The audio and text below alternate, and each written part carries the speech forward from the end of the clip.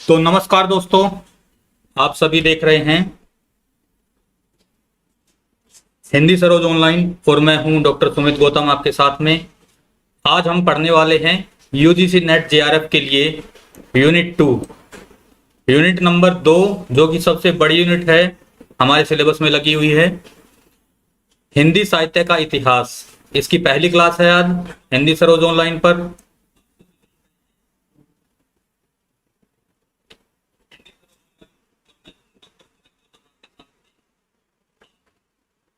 क्या मेरी audio video clear आ रही है? अगर वीडियो क्लियर ना हो तो सेटिंग्स में जाके और वीडियो की क्वालिटी बढ़ा लीजिएगा, 720 पिक्सल कर लीजिएगा उसको। तो चलिए शुरू करते हैं आज का सेशन। और यूनिट 2 पढ़ने वाले हैं हम आज, हिंदी साहित्य का इतिहास। पहली क्लास है इसकी हिंदी सरोज ऑनलाइन चैनल पर। अंत तक बने रहिएगा और अगर क्लास अच्छी लगे तो सब्सक्राइब कीजिएगा। बिल्कुल फ्री ऑफ कॉस्ट आपको पूरा सिलेबस कराया जाएगा यहाँ पर नेट जेआरएफ का, कुछ भी नहीं छूटने पाएगा। यूनिट 2 चूंकि सबसे बड़ी है और सबसे महत्वपूर्ण भी हो जाती है, क्योंकि यही हमारी नेट जेआरएफ की नींव रखती है, इसीलिए सबसे पहले यूनिट 2 से ही शुरू किया गया है। तो चलिए शुरू करते हैं।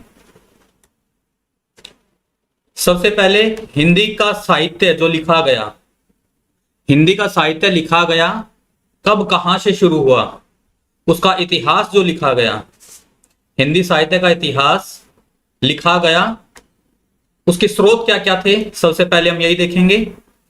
तो इसके स्रोत वैसे तो बहुत सारे हैं, लेकिन चुनिंदा जो मेन हैं वही टॉपिक मैं आप लोगों के लिए लेके आया हूं। तो जो बहुत जरूरी है वो साहित्य इतिहास लेखन के स्रोत हम पढ़ेंगे। सबसे पहला है 84 वैश्वणन की वार्ता, 84 वैश्वणन की वार्ता, और दूसरा है 252 वैश्वणन की वार्ता। ठीक है, 84 वैश्वणन की वार्ता, 252 वैश्वणन की वार्ता।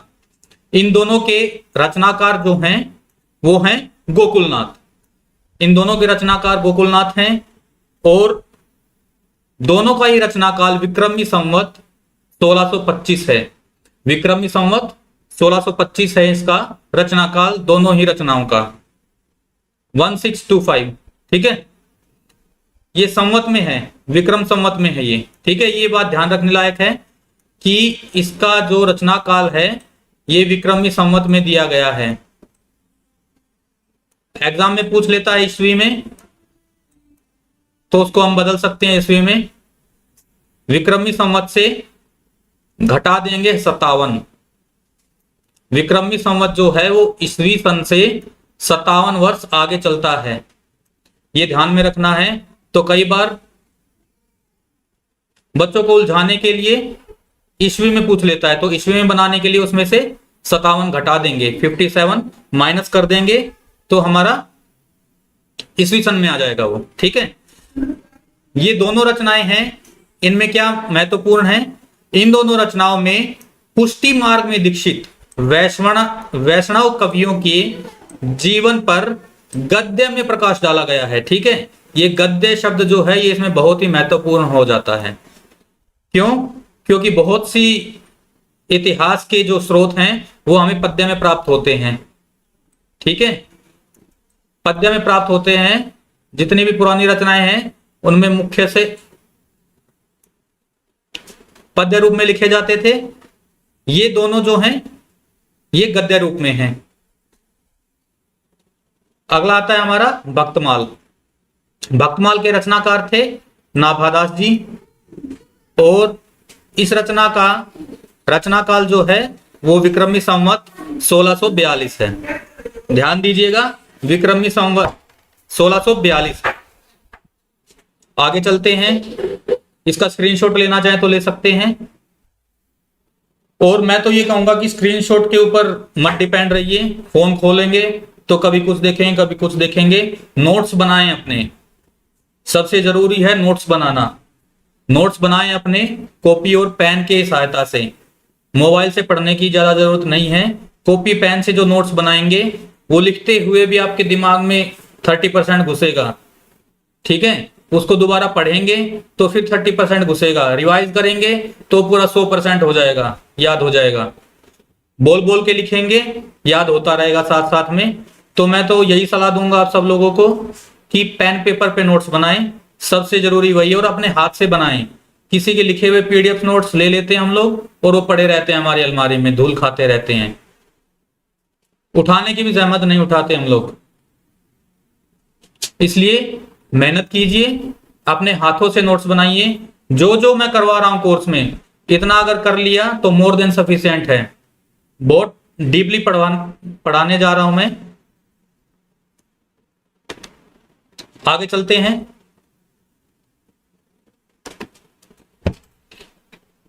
इसमें देखिए, ये जो नाभादास जी हैं, नाभादास जी के बारे में ग्रियर्सन ने क्या बोला है। ग्रियर्सन जो हैं वो पश्चिमी साहित्यकार हुए हैं। इन्होंने इनका मूल नाम नारायण दास बताया है। मूल नाम क्या बताया है? नारायण दास। और क्या बताया है कि इसमें 316 छप्पय छंदों में, ये छप्पय छंद जो शब्द है ये इसमें फिर से इंपॉर्टेंट हो जाता है कि नाभादास की भक्तमाल, ऐसे प्रश्न आता है कि नाभादास की भक्तमाल जो रचना है वो किन छंदों में लिखी गई है। तो छप्पय छंदों में लिखी गई है। 316 छप्पय छंद थे जिनमें 200 भक्त कवियों का परिचय दिया गया है। तुलसीदास के बारे में सर्वप्रथम जानकारी देने वाला यही ग्रंथ है। नाभादास की भक्तमाल में ही तुलसीदास जी का सबसे पहले जिक्र मिलता है, उनका परिचय मिलता है। ये नोट करने लायक है, इसको नोट कीजिएगा। चौथी रचना आती है हमारी कविमाला। इतनी बहुत ज्यादा इंपॉर्टेंट नहीं है इसमें, लेकिन ये पद्य में रचित है, पहली है, इसलिए इसको शामिल किया गया है। इसके रचनाकार हैं तुलसी। ये तुलसी तुलसीदास से अलग हैं, ठीक है, अलग हैं ये तुलसीदास से, ये वो वाले तुलसी नहीं है। ये कविमाला रचना जो है वो तुलसी की है, लेकिन तुलसीदास नहीं है ये रचना काल इसका क्या है? विक्रमी संवत 1712।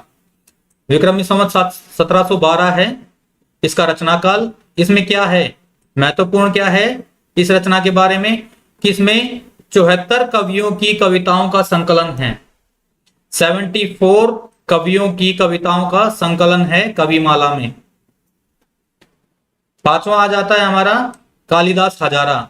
कालिदास हजारा बहुत ही इंपॉर्टेंट हो जाती है क्योंकि इसी को आधार बनाकर बहुत सारे इतिहास ग्रंथ लिखे गए हैं।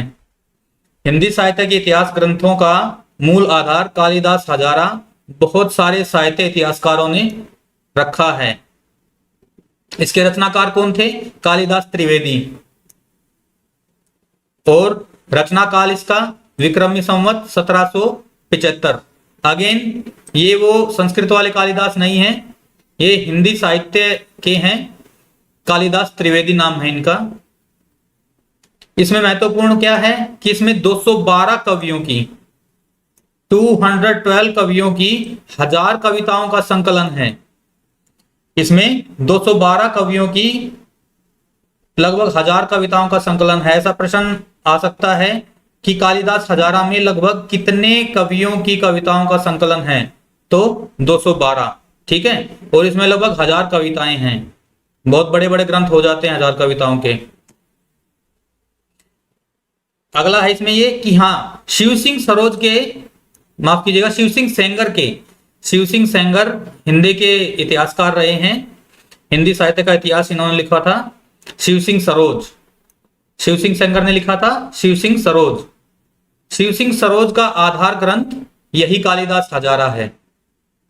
वैसे तो कालिदास हजारा को बहुत से साहित्यिक इतिहासकारों ने आधार ग्रंथ बनाया है, कुछ कुछ तो हर एक ने लिया ही है इससे, क्योंकि इतना बड़ा ग्रंथ हो जाता है अपने आप में। तो सबसे पहला इसमें 212 कवियों की कविताओं का संकलन है। और ये किसका आधार ग्रंथ है? शिव सिंह सेंगर के शिव सिंह सरोज का। नोट कर लीजिएगा इनको। चलिए आगे बढ़ते हैं। सतकवि गिरा रतन विलास, माफ कीजिएगा सतकवि गिरा विलास है ये, सतकवि गिरा विलास। एक जैसे नामों की बहुत सारी रचनाएं मिलेंगी आपको, ध्यान देना है इस चीज में, कंफ्यूज नहीं होना है। सतकवि गिरा विलास के बारे में क्या है, इसके रचनाकार हैं बलदेव और रचना काल है इसका विक्रमी संवत 1803। विक्रमी संवत 1803 में यह ग्रंथ लिखा गया। इसमें क्या है इंपॉर्टेंट, क्या है इसमें 17 कवियों का, 17 कवियों का परिचय है इसमें, विशेषकर रीतिकालीन कवि हैं इनमें। इन 17 कवियों में विशेष रूप से रीतिकालीन कवि हैं। अगला आता है हमारा कवि नामावली। कवि नामावली का रचनाकार कौन है, सूदन। ये सूदन रीतिकाल में भी पढ़ेंगे हम आगे चल के, इनके बारे में डीपली पढ़ना है हमें। कवि नामावली के रचनाकार हैं सूदन, इनका रचनाकाल है विक्रमी संवत 1810। कवि नामावली का रचनाकाल विक्रमी संवत 1810। इसमें क्या किया है, इसमें 10 कवियों की कविताओं का संकलन किया है और उनको कविताओं के द्वारा ही नमन किया है, उनको नमस्कार किया है, प्रणाम किया है। अगली आ जाती है श्रृंगार संग्रह। श्रृंगार संग्रह के रचनाकार हैं सरदार कवि। रचनाकाल है इसका विक्रमी संवत 1904। विक्रमी संवत 1904। देखिए ये जितनी भी रचनाएं मैं पढ़ा रहा हूं ना आपको, जो कि साहित्य इतिहास लेखन के स्रोत हैं, ये सारी ही इंपॉर्टेंट हैं, ठीक है। लेकिन इनमें से कुछ हैं मोस्ट इंपॉर्टेंट हैं, उनको अच्छे से आपको तैयार करना है, अच्छे से उनको याद रखना है, उसका डाटा हमें याद रखना है, जो कि एग्जाम में बार बार पूछा जाएगा। वो मोस्ट इंपॉर्टेंट जो हैं वो मैं बता दूंगा आप लोगों को। श्रृंगार संग्रह में क्या है मुख्य, 125 कवियों की प्रमुख कविताओं का संकलन किया है और काव्य के विभिन्न अंगों का उल्लेख भी मिलता है इसमें। ऐसा प्रश्न आ सकता है कि कौन से साहित्य इतिहास का स्रोत है, कौन सी ऐसी रचना है जिसमें काव्य के विभिन्न अंगों का उल्लेख भी प्राप्त होता है। तो उत्तर हो जाएगा हमारा सरदार कवि की श्रृंगार संग्रह।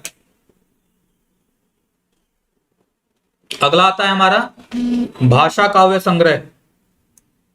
भाषा काव्य संग्रह में इसके रचनाकार हैं हमारे महेश दत्त और रचनाकाल है विक्रमी संवत 1932।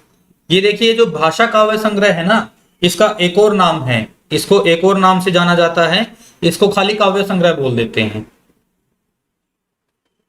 इसको शॉर्ट में खाली काव्य संग्रह भी बोल देते हैं। असल में ये क्या है, असल में ये एक काव्य संग्रह ही है। इसको हम साहित्य ऐतिहासिक ग्रंथ नहीं बोल सकते हैं। कई जगह साहित्य के ऐतिहासिक ग्रंथ के रूप में इसको दिखाया जाता है। कई किताबों में मैंने देखा है कि इस रचना को साहित्य इतिहास का स्रोत न मानकर इसको साहित्य इतिहास की पुस्तक बता दिया जाता है, रचना बता दिया जाता है, लेकिन वो गलत है, ये स्रोत मात्र है। हाँ ये देखिए ये आगे आ गया इसमें कि इसका अन्य नाम क्या है, काव्य संग्रह। 10वां आता है हमारा सूक्ति सरोवर। सूक्ति सरोवर के रचनाकार हैं लाला भगवान दीन। बहुत इंपॉर्टेंट है हमारे रचनाकार लाला भगवान दीन। इनकी रचनाएं भी पढ़ेंगे हम आगे चलकर।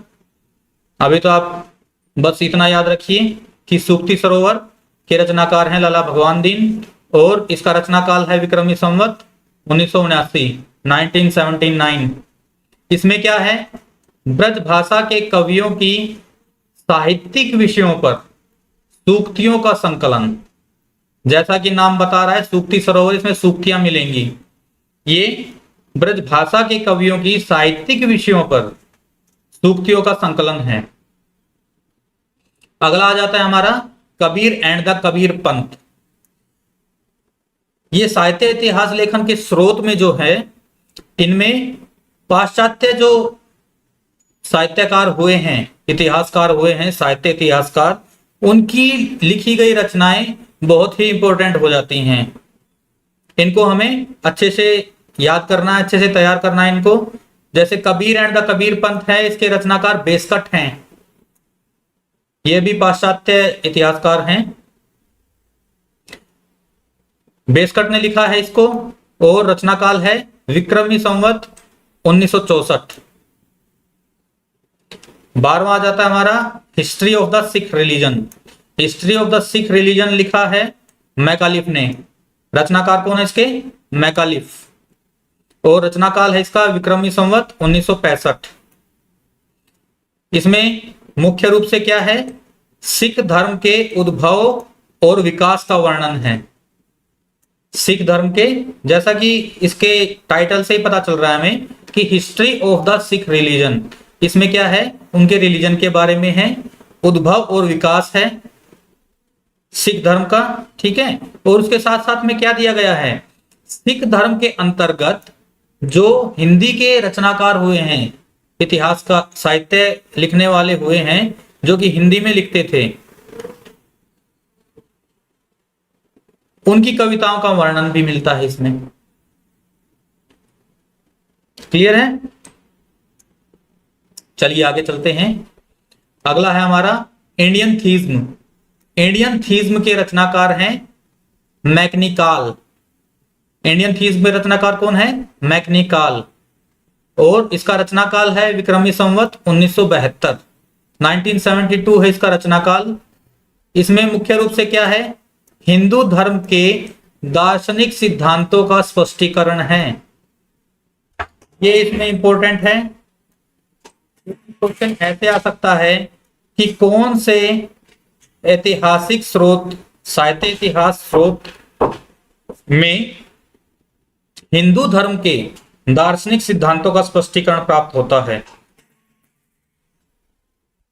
कौन से साहित्य इतिहास के स्रोत में हिंदू धर्म के दार्शनिक सिद्धांतों का स्पष्टीकरण प्राप्त होता है? तो सही उत्तर हो जाएगा इंडियन थीज्म, जिसके रचनाकार हैं मैकनिकाल। और इसमें क्या है? संबंधित कवियों का भी उल्लेख मिलता है, इसीलिए तो ये साहित्य इतिहास लेखन का स्रोत बन गया। आगे चलते हैं। Gorakhnath and the Kanphata yogis. अगली रचना है गोरखनाथ एंड द कनफटा योगीज। जैसा कि नाम से पता चल रहा है, इसमें क्या होगा? इसमें गोरखनाथ और गोरखपंथी जो योगी थे, उन्होंने जो साहित्य की रचना की, उसका उल्लेख इसमें मिलता है। उन साहित्यकारों का और उन रचनाओं का उल्लेख इसमें मिलेगा। नाथ पंथ में जो साहित्य लिखने वाले लोग हुए हैं, उनका और उनकी रचनाओं का वर्णन इसमें मिलता है। इसके रचनाकार हैं ब्रिक्स, और रचनाकाल है इसका विक्रमी संवत 1955। मोस्ट इंपोर्टेंट, जो कि सबसे ज्यादा ऑथेंटिक है, जो स्रोत सबसे ज्यादा ऑथेंटिक है, वो है हमारा नागरी प्रचारणी सभा काशी। नागरी प्रचारणी सभा काशी, इन्होंने खोज की थी। खोज की थी किसकी? हस्तलिखित ग्रंथों की खोज की थी। हस्तलिखित ग्रंथों की खोज की थी, जिसके मुख्य खोजकर्ता कौन कौन थे? सुखदेव बिहारी, श्याम सुंदर दास तथा हीरालाल। ये तीन इसमें मुख्य खोजकर्ता थे। ये मोस्ट इंपोर्टेंट हो जाता है। ऐसे क्वेश्चन आजकल बन भी रहे हैं एग्जाम में कि इनमें से कौन कौन नागरी प्रचारणी सभा काशी की खोज वाली टीम के सदस्य थे। तो इसमें मुख्य सदस्य कौन कौन है? ये तीन है, सुखदेव बिहारी, श्याम सुंदर दास और हीरालाल। और इसी के आधार पर नागरी प्रचारणी सभा खोज की जो रिपोर्ट थी, उसी के आधार पर मिश्र बंधु विनोद की रचना की गई। मिश्र बंधु विनोद बहुत बड़ा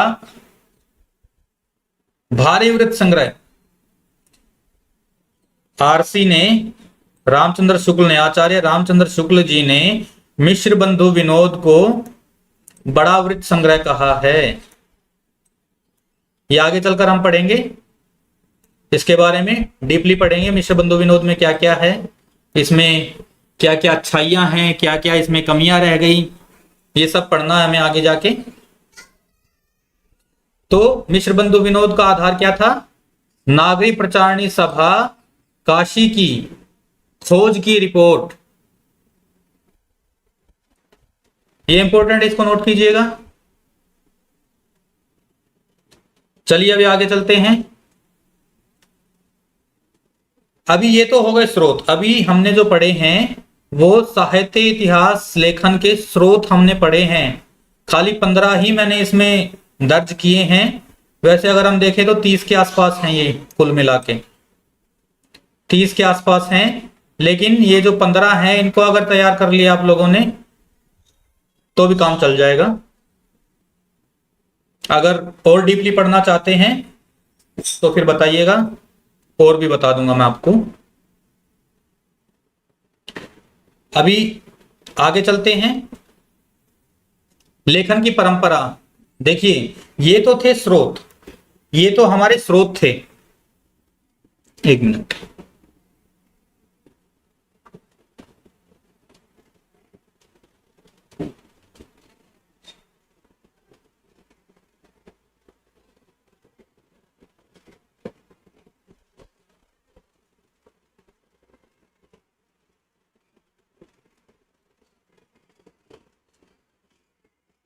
देखिए ध्यान देने की बात है कि ये जो अभी तक हमने पढ़ा है ये साहित्य इतिहास लेखन के स्रोत मात्र थे। ठीक है, साहित्यिक इतिहास, हिंदी साहित्य का जो इतिहास लिखा गया उसमें क्या क्या था, क्या क्या रचनाएं हमें प्राप्त होती हैं जो कि हिंदी साहित्य के इतिहास का वर्णन करती हैं, किस किस ने कौन कौन सी रचना लिखी है, उन्हें हमें डीपली पढ़ना है। ये तो खाली हमने स्रोत पढ़े हैं अभी तक। आगे हम अभी पढ़ेंगे कि क्या क्या रचनाएं लिखी गई जिनमें हिंदी के साहित्य इतिहास को दर्शाया गया है। तो इसमें सबसे पहला स्रोत आता है हमारा इस्तवार द ला लिटरेचर एंदुए हिंदुस्तानी। इस्तवार द ला लिटरेचर एंदुए हिंदुस्तानी, सबसे पहला जो साहित्य इतिहास ग्रंथ हमें प्राप्त होता है वो है इस्तवार द ला लिटरेचर एंदुए हिंदुस्तानी। इसके रचनाकार थे गारसा द तासी, ये एक फ्रेंच विद्वान थे। ये एक फ्रेंच विद्वान थे। गारसा द तासी क्या थे? फ्रेंच विद्वान थे। इन्होंने भारत में आकर और हमारी भारतीय हिंदी संस्कृति को, साहित्य को जाना, पहचाना, उसे पढ़ा और खोज की। बहुत गहराई से उन्होंने खोज की और फिर एक रचना तैयार की जिसका नाम था इस्तवार द ला लिटरेचर एंदुए हिंदुस्तानी। इसका अर्थ क्या है? हिंदुस्तान व हिंदुई साहित्य का इतिहास। ये फ्रेंच वर्ड है, सारे के सारे फ्रेंच वर्ड हैं। ये जो पूरा नाम है पुस्तक का ये भी फ्रेंच में ही है। इसका हिंदी अनुवाद जो होगा, क्या अर्थ है इसका? हिंदुस्तान व हिंदुई साहित्य का इतिहास। बहुत ध्यान देने की बात है, समझने की चीज है, इसे समझिएगा। कहीं कोई डाउट हो तो पूछ लेना, कमेंट कर देना बाद में। अभी तो लाइव कोई आया नहीं है, कोई भी लाइव नहीं है अभी तक।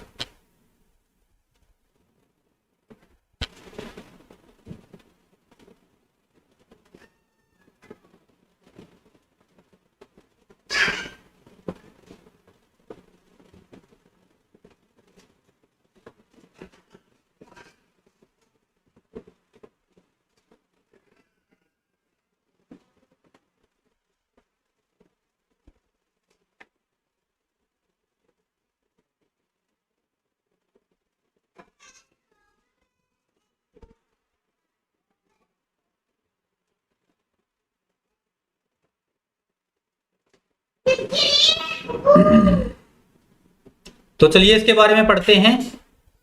इस्तवार द ला लिटरेच्योर एंदू ये हिंदुस्तानी, इसके दो संस्करण हमें प्राप्त होते हैं, प्रथम संस्करण और द्वितीय संस्करण। प्रथम संस्करण में भी दो भाग हमें मिलते हैं। प्रथम संस्करण का पहला भाग आया था, वो आया था 1839 ईस्वी में। प्रथम संस्करण का पहला भाग 1839 ईस्वी में प्राप्त होता है और द्वितीय भाग इसका 1847 ईस्वी में प्राप्त होता है। ये सन याद रखिएगा, ये ईस्वी में है, इनको याद करना जरूरी है कि प्रथम संस्करण कब आया, द्वितीय संस्करण कब आया। प्रथम संस्करण में दो भाग थे, एक आया 1839 में और एक आया 1847 ईस्वी में। द्वितीय संस्करण जो इसका आया उसके तीन भाग कर दिए गए, तीन भाग कर दिए गए इसके। पहला भाग आया 1870 ईस्वी में, दूसरा भाग भी 1870 ईस्वी में ही, और तीसरा भाग इसका आया 1871 ईस्वी में। ये इंपॉर्टेंट है, ये वाला जो डायग्राम है ये इंपॉर्टेंट है, क्योंकि कई बार इसके सन पूछ लिए जाते हैं। ये सन हमें याद रहने चाहिए। गारसा द तासी के प्रथम संस्करण के भाग क्रमशः वर्षों में आए, डैश वर्षों में आए, तो चार ऑप्शन दे देगा। उसमें एक ऑप्शन ये रहेगा 1839 ईस्वी और 1847 ईस्वी, ये याद रखना है। आगे चलते हैं। अब इस ग्रंथ में था क्या, समझने की चीजें हैं, याद रखने की चीजें हैं, ये इनको अपने दिमाग में अच्छे से बिठा लीजिएगा। दो तीन बार रिवाइज करेंगे आप, दो तीन बार पढ़ेंगे तो अपने आप ही याद रहता जाएगा, हमारे सबकॉन्शियस माइंड में सेट हो जाता है। जो चीज हम बार बार में देखते हैं, बार बार में सुनते हैं, बार बार में पढ़ते हैं, वो हमें नहीं पता होता है, लेकिन हमारे सबकॉन्शियस माइंड में वो सेट हो जाता है और समय आने पर वो हमें याद आ जाता है। तो बार बार रीडिंग करेंगे तो याद अवश्य ही होगा। तो चलिए पढ़ते हैं इसके बारे में। इस ग्रंथ में एंदुई शब्द का अर्थ क्या है, हिंदवी। एंदुई शब्द का क्या अर्थ है, हिंदवी। और हिंदुस्तानी का अर्थ है हिंदुस्तानी उर्दू। हिंदुस्तानी उर्दू, उर्दू के भी कई रूप हैं, लेकिन हिंदुस्तान में जो उर्दू बोली जाती थी, हिंदुस्तान में जो उर्दू बोली जाती थी, ये उर्दू अशुद्ध हो गया है, ये इसको ठीक कर लीजिएगा, शुद्ध कर लीजिएगा इसको। इसमें बड़े यू की मात्रा आएगी, ये गलत टाइप हो गया है, उर्दू।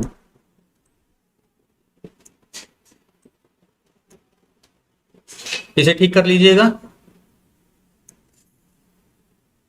एंदुई का अर्थ हिंदवी है और हिंदुस्तानी का क्या अर्थ है, हिंदुस्तानी उर्दू। हिंदुस्तान में जो उर्दू बोलचाल में इस्तेमाल की जाती थी वो। अच्छा, इस ग्रंथ के प्रकाशक कौन हैं? इस ग्रंथ के प्रकाशक एक प्राच्य साहित्य अनुवादक समिति थी जिसका नाम था ब्रिटेन और आयरलैंड की प्राच्य साहित्य अनुवादक समिति, जिसका ऑफिस पेरिस में है। कहां प्रकाशित हुई ये? ब्रिटेन और आयरलैंड की प्राच्य साहित्य अनुवादक समिति पेरिस के द्वारा प्रकाशित हुई। इसके बारे में विशेष क्या है? हिंदी साहित्य का ये प्रथम ग्रंथ माना जाता है। एक का दो बार आ गया है।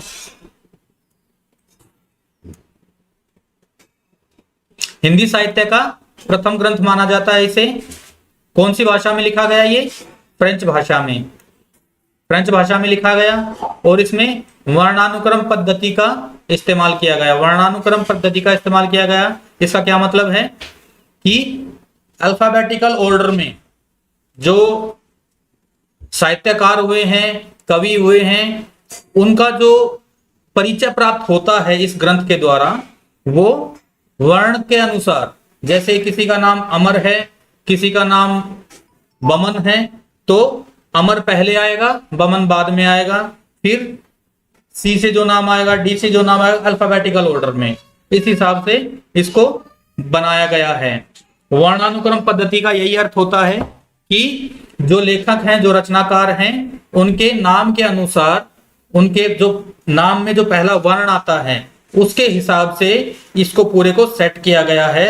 जिसका सबसे पहले नाम आएगा वो है वाला आएगा जैसे, और अंतिम नाम जो आएगा वो ज्ञ वाला या फिर श्रेय वाला, अपने अपने हिसाब से ये कर सकते हैं। वर्णानुक्रम पद्धति का यही अर्थ होता है कि ऐसे शुरू करेंगे और फिर उसके बाद नीचे नीचे आते जाएंगे। नाम का पहला अक्षर जो होता है उसी के हिसाब से पहला वर्ण जो आएगा वैसे चलते जाएंगे। इसमें क्या है आगे, और इसमें प्रथम कवि अंगद, प्रथम कवि अंगद हैं और अंतिम कवि हेमंत पंत हैं। ये मोस्ट इंपोर्टेंट हो जाता है एग्जाम की दृष्टि से। क्या कि गारसादातासी के साहित्य इतिहास ग्रंथ में प्रथम और अंतिम कवि के नाम बताइए। तो प्रथम है अंगद और अंतिम है हेमंत पंत। इसमें काल विभाजन नहीं किया गया है, ठीक है, इसमें काल विभाजन नहीं किया गया है। काल विभाजन हम आगे पढ़ेंगे कि कैसे कैसे साहित्य के इतिहास का, हिंदी साहित्य के इतिहास का काल विभाजित किया गया है, वो आगे चल के हम पढ़ेंगे। ये जो ग्रंथ है ये पहला ग्रंथ है जो कि फ्रेंच भाषा में हमें प्राप्त होता है और इसमें काल विभाजन नहीं किया गया है। पद्धति है वर्णानुक्रम पद्धति के अनुसार कवियों का, रचनाकारों का नाम मिलता है, हमें उनका परिचय मिलता है, लेकिन काल विभाजन नहीं मिलता है। आगे है हिंदी साहित्य के प्रथम कवि पर कोई विचार नहीं किया गया। ये देखिए अल्फाबेटिकल ऑर्डर में लगा तो दिया, अंगद पहला कवि आ जाएगा, ठीक है, अंगद पहला कवि आ जाएगा इसमें, लेकिन हिंदी साहित्य में पहला कवि कौन था, सबसे पहले किसने रचना की कविता की हिंदी साहित्य के इतिहास में, इस पर कोई भी विचार नहीं किया गया है। ये तो तभी संभव हो पाता जब काल विभाजन करते, काल विभाजन करते तब आराम से उनको लिखना ही पड़ता फिर ये, लेकिन काल विभाजन का कोई प्रयास हुआ ही नहीं है इसमें, क्योंकि पहला था और वो भी फ्रेंच विद्वान ने लिखा है, बहुत बड़ी बात है ना। ये है देखो गारसादातासी।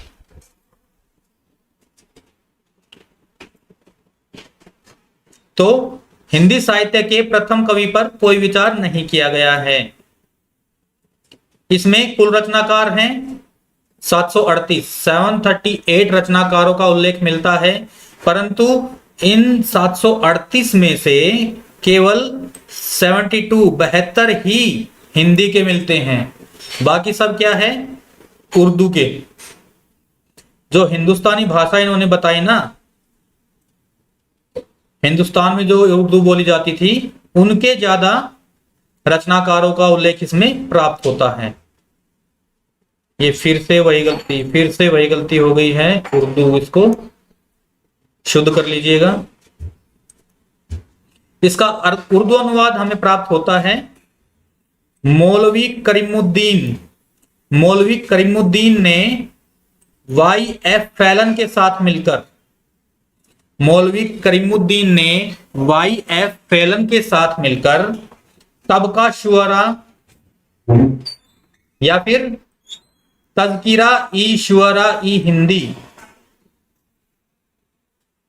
मौलवी करीमुद्दीन ने YF फैलन के साथ मिलकर तबका शुअरा या फिर तज़किरी ई शुअरा ई हिंदी, इस नाम से इनके ग्रंथ का उर्दू में अनुवाद किया।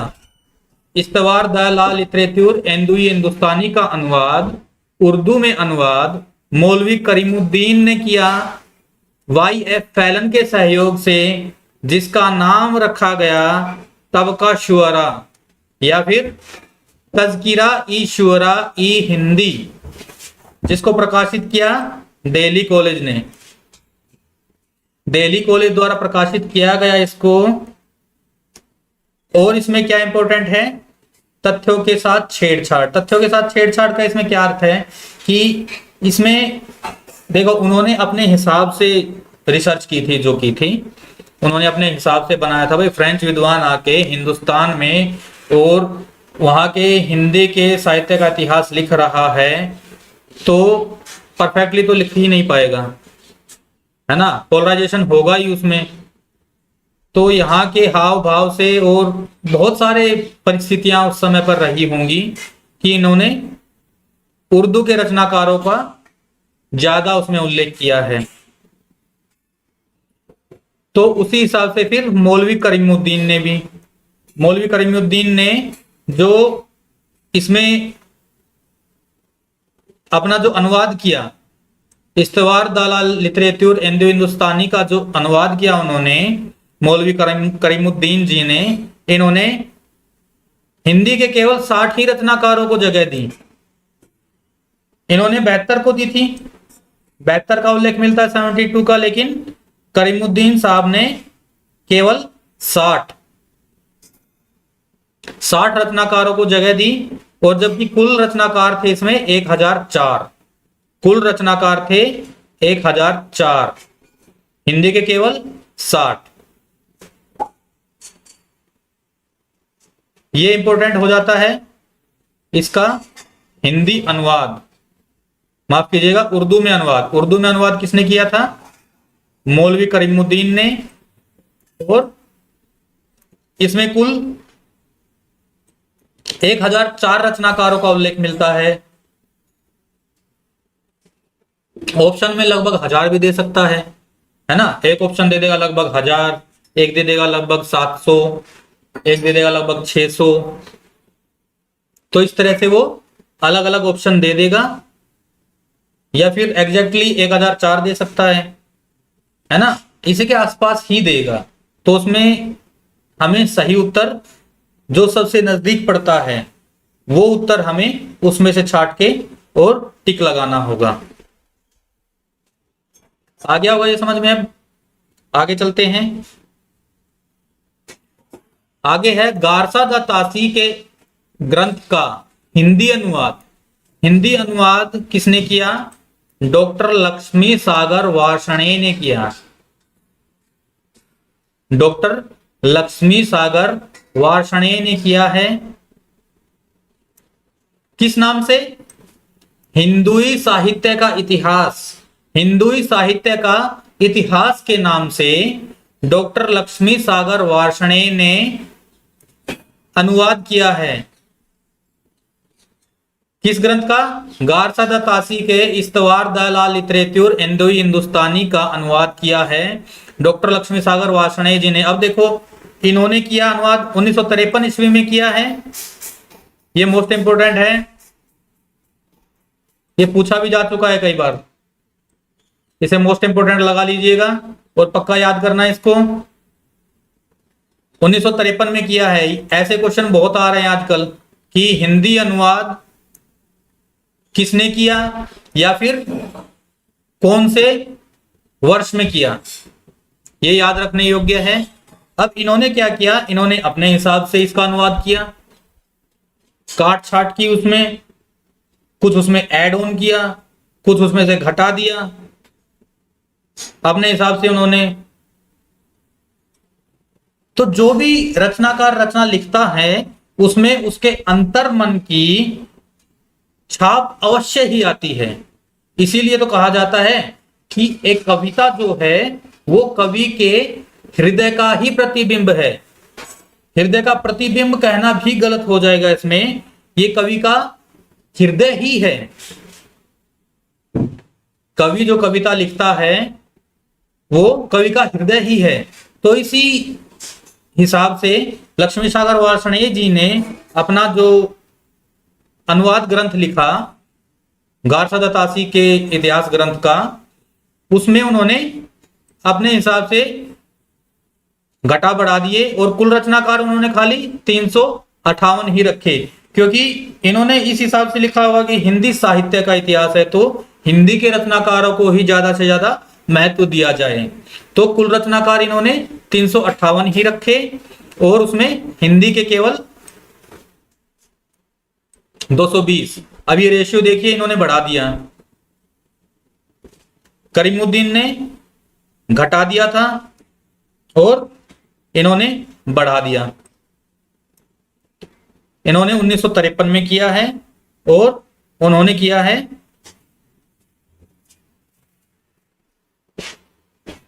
इसका रचना काल नहीं लिखा है, अनुवाद कब किया है एक बार चेक करना पड़ेगा।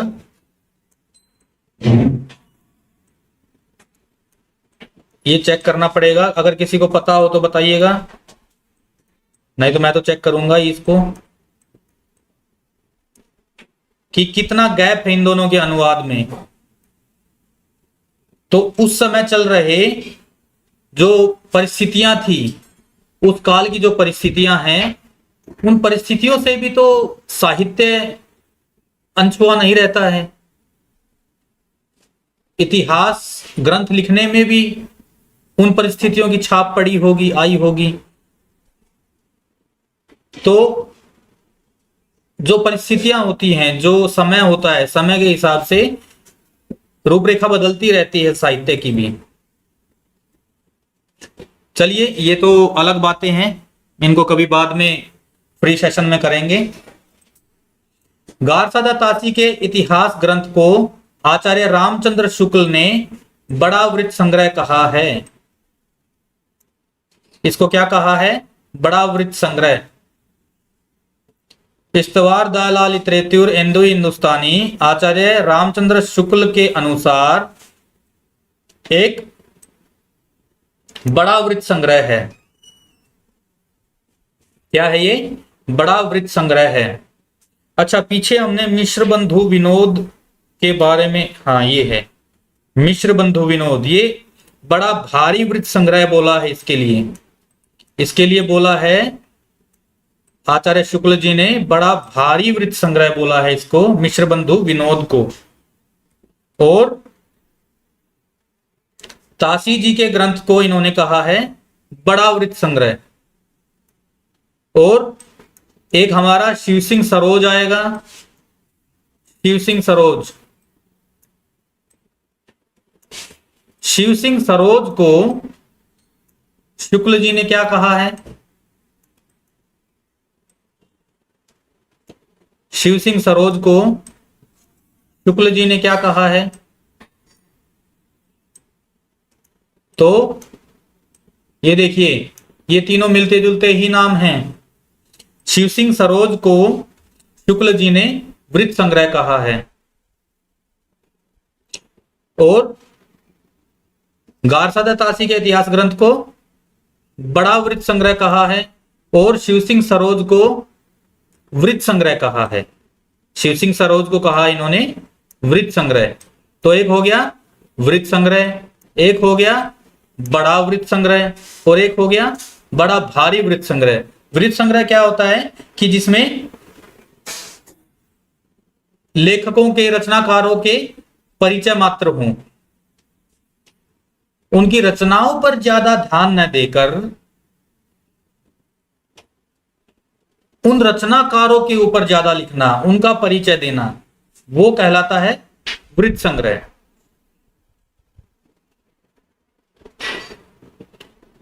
तो इन तीनों को याद रखिएगा कि किसको वृत्त संग्रह कहा है, किसको बड़ा वृत्त संग्रह कहा है और किसको बड़ा भारी वृत्त संग्रह कहा है। अभी हम आगे आगे पढ़ेंगे तो और डीपली होता जाएगा, ये सब बहुत गहराई से पढ़ाई करनी है। ये जो हिंदी साहित्य का इतिहास है, ये गहरा अथाह समंदर है। कितना भी गहरा इसमें हम डूब सकते हैं, कितना भी गहरा जा सकते हैं। और जितनी गहराई से पढ़ेंगे उतनी ही हमारी समझ बढ़ेगी, उतना ही हम सीखेंगे और नेट जेआरएफ टक से क्लियर हो जाएगा फिर। तो चलिए आगे चलते हैं। भाषा काव्य संग्रह। भाषा काव्य संग्रह, जैसा कि मैंने पहले बताया था आपको, इसको काव्य संग्रह भी कहा जाता है। महेश दत्त शुक्ल का है और इसका रचना काल है 1873 ईस्वी। और ये देखिए यहां लिख दिया है कि हिंदी साहित्य के इतिहास से संबंधित ग्रंथ है। ये साहित्य इतिहास का ग्रंथ नहीं है, हिंदी साहित्य के इतिहास का ग्रंथ नहीं है, ये हिंदी साहित्य का इतिहास नहीं है, ये उससे संबंधित ग्रंथ मात्र है। ठीक है, ये बात ध्यान देने लायक है कि ये हिंदी साहित्य के इतिहास का ग्रंथ नहीं है, इतिहास से संबंधित ग्रंथ मात्र है। इसके प्रकाशक कौन थे? नवल किशोर प्रेस, लखनऊ। ये है महेश दत्त शुक्ल जी, प्रकाशक है नवल किशोर प्रेस, लखनऊ। आगे आ जाता है शिव सिंह सरोज। शिव सिंह सरोज के बारे में क्या है, किसने लिखा इसको? ठाकुर शिव सिंह सेंगर ने लिखा है। कब रचित है ये? 1883 ईस्वी में। ये कहीं कहीं आपको 1833 भी देखने को मिलेगा, कहीं कहीं 1833 भी देखने को मिलेगा। लेकिन नागरी प्रचारणी सभा काशी की रिपोर्ट के अनुसार, नई खोजों के अनुसार यह प्रमाणित हो चुका है और सर्वमान्य भी हो गया है कि शिव सिंह सरोज का रचना काल जो है वो 1833 ना होकर 1883 है। ये 1883 ईस्वी में लिखा गया है। ये ध्यान देने योग्य बात है। कई पुस्तकों में आपको 1833 मिलेगा, लेकिन जो ऑथेंटिक सोर्स है हमारे हिंदी साहित्य के इतिहास का, वो सबसे बड़ा आज की डेट में नागरी प्रचारणी सभा काशी ही है, जिसकी रिपोर्ट के अनुसार इसका रचना काल 1883 ईस्वी है, ना कि 1833 ईस्वी। इसका प्रथम प्रकाशन हुआ था 1878 ईस्वी में, जिसमें कि कुछ त्रुटियां रह गई थी। इसके कारण 1883 में इसका पुनः प्रकाशन किया गया। सबसे पहले कब प्रकाशित हुआ था? प्रथम प्रकाशन अगर पूछेगा, शब्दों का हेरफेर है, शब्दों का हेरफेर है, प्रश्न पूछ लेगा कि शिव सिंह सरोज का प्रथम प्रकाशन वर्ष बताइए, और हमारे दिमाग की सुई जाएगी सीधा कहां? 1883 पे, और कुछ कुछ की तो 1833 पे अटकी रहेगी। तो पूछ लेगा कि प्रथम प्रकाशन वर्ष क्या है, तब हमें 1878 लगा के आना है, नहीं तो गलत हो जाएगा। 2 नंबर हाथ से ऐसे फिसल जाएंगे एकदम पानी की तरह। चलिए आगे चलते हैं, आगे क्या है इसके बारे में और पढ़ते हैं। प्रकाशक कौन है? नवल किशोर प्रेस, लखनऊ। हाँ, ये आ गया है, ये देखिए इसमें ऐड कर दिया मैंने कि आचार्य रामचंद्र शुक्ल के अनुसार इसका प्रकाशन वर्ष 1833 ईस्वी है। आचार्य शुक्ल के अनुसार 1833 ईस्वी है, लेकिन नई खोज के अनुसार 1883 ईस्वी ही है। ध्यान दीजिएगा इसको। इसी कारणवश, क्योंकि शुक्ल जी ने बोल दिया तो फाइनल है, ठीक है। मैक्सिमम यही होता है, 99.99% जो है शुक्ल जी ने जो बताया है, जितने तथ्य बताए हैं वो ही सब मान के चलते हैं, लेकिन सब नहीं है। नई नई खोजें हो रही हैं, नए नए प्रमाण सामने आ रहे हैं, तो जितने भी हमारे खोजें चल रही हैं उनमें नई नई बातें निकलकर सामने आ रही हैं, नई नई खोजें हो रही हैं। इसी प्रकार से शिव सिंह सरोज के साथ भी हुआ है। ध्यान दीजिएगा इसमें। इसके बारे में आगे है, ये हिंदी में रचित, ध्यान देने योग्य बात है ये भी एकदम, ये इंपॉर्टेंट हो जाता है इसी कारण, क्योंकि क्या है, प्रथम इतिहास ग्रंथ तो हमारा कौन सा है? इस्तवार ला लिटरेचर हिंदुस्तानी है, लेकिन हिंदी में रचित हिंदी का प्रथम इतिहास ग्रंथ कौन सा है? शिव सिंह सरोज। इसमें भी गच्चा खा जाएंगे। क्वेश्चन दो हिसाब से बन सकता है ये कि हिंदी साहित्य के इतिहास का प्रथम ग्रंथ, हिंदी साहित्य के इतिहास का प्रथम ग्रंथ कौन सा है? और दूसरा क्वेश्चन क्या बन जाएगा? हिंदी में रचित हिंदी का प्रथम इतिहास ग्रंथ कौन सा है? हो जाएगा ना दिमाग का दही।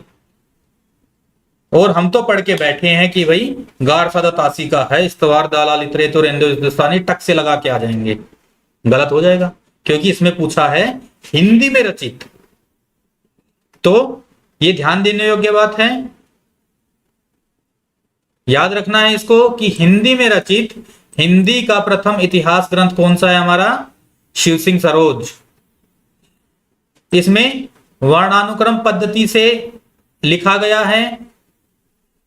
इसका आधार ग्रंथ कालिदास हजारा है, जैसा कि हमने पहले भी जिक्र किया था।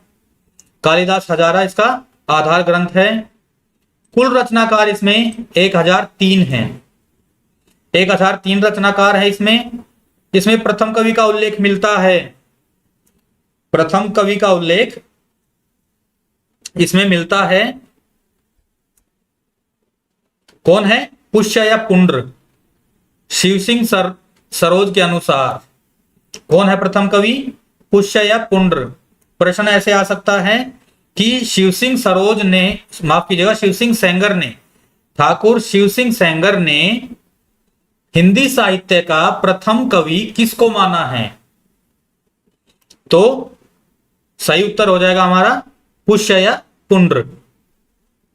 इसमें भी काल विभाजन का कोई प्रयास नहीं किया है, वर्णानुक्रम पद्धति पे है। जैसे गार सादा तासी का था उसी हिसाब से ये भी वर्णानुक्रम पद्धति पे लिखा गया है। इसमें काल विभाजन नहीं किया गया है। और ये देखिए जो मैं बता रहा था इसमें आ गया है कि रामचंद्र शुक्ल ने इसे वृत्त संग्रह कहा है। ध्यान रखना इस चीज का, वृत्त संग्रह कौन सा है, बड़ा वृत्त संग्रह कौन सा है और बड़ा भारी वृत्त संग्रह कौन सा है। ध्यान देना इनमें तीनों में, तीनों को अच्छे से याद करना। इसके पूर्वार्ध में, इसके ये देखिए दो पार्ट हैं। पूर्वार्ध में 838 कवियों का और उत्तरार्ध में 1003 कवियों का जीवन परिचय मिलता है। 1003 कवियों का जीवन परिचय मिलता है। एक एक पॉइंट जो मैंने लिखवाया है ना, इंपॉर्टेंट चुन चुन के लिखवाया है, चुन चुन के आपको पढ़ाया है, जो कि मोस्ट इंपॉर्टेंट मुझे लग रहा है और एग्जाम में भी काफी बार पूछ लिया गया है। तो आज के लिए मेरे ख्याल से इतनी क्लास काफी है, आगे हम कल पढ़ लेंगे। आज इतना याद कर लें। और देखिए नया कोर्स शुरू तो करने वाला हूं मैं 1 सितंबर से ही, लेकिन मैंने सोचा कि रहा नहीं जाता है ना पढ़ाई बिना, तो मैंने सोचा कि आज एक क्लास कर ही लेते हैं ताकि लोग जुड़ें। आप लोग जुड़ेंगे तभी हमें संबल मिलेगा, तभी हम आप लोगों को और बेहतर मैटर प्रोवाइड कर पाएंगे। पूरा सिलेबस मैं आपको फ्री ऑफ कॉस्ट करवाने वाला हूं और इसी तरह से डीपली स्टडी करेंगे हम 10 की 10 यूनिट। आप देखना जो भी यूट्यूब चैनल और खुले हुए हैं यूजीसी नेट के लिए, जो हिंदी के लिए तैयारी करवाते हैं, पूरा सिलेबस कोई नहीं करवा के देगा आपको। कोई शुरू की 5 मिनट करवा के छोड़ देता है, कोई अंत की 5 मिनट करवा के छोड़ देता है, पूरा सिलेबस कोई नहीं करवाता है। लेकिन मैं आपको पूरा सिलेबस करवा के दूंगा और एकदम फ्री ऑफ कॉस्ट करवा के दूंगा। आप मेरे साथ बने रहेंगे तो ये मेरा चैलेंज है कि कोई भी ऐसा बच्चा नहीं होगा, मेरा दोस्त ऐसा कोई भी नहीं रहेगा जो कि नेट क्लियर ना कर पाए। और हमारा टारगेट है दिसंबर 2024 के लिए जो तैयारी कर रहे हैं, जो पहले से तैयारी कर रहे हैं, 1 अटेम्प्ट 2 अटेम्प्ट 3 अटेम्प्ट जिन्होंने दे लिए हैं, वो तो परिपक्व हो चुके होंगे। उन्होंने तो सारी दुनिया देख के आ गए होंगे कि कौन कौन क्या क्या पढ़ा रहा है, कौन कौन हवा में उड़ा रहा है सिलेबस को, कौन कौन टाइगर की तरह दौड़ा दौड़ा के करवा रहा है, कौन डीपली पढ़ा रहा है, कौन ऊपर ऊपर से खाली एमसीक्यू करवा रहा है। अगर आपको गहराई से पढ़ाई करनी है, अच्छे नंबर से नेट जेआरएफ क्लियर करना है, तो हिंदी सरोज ऑनलाइन से आज ही जुड़ जाइए आप, मैं तो ये कहूंगा। उसके लिए कुछ नहीं करना है, खाली सब्सक्राइब करना है चैनल को और मेरे साथ जुड़ जाइए और नेट क्लियर कीजिए अपना। इसी के साथ ही आज का सेशन समाप्त करते हैं, कल फिर मिलेंगे हम। तब तक के लिए नमस्कार, जय हिंद, जय भारत।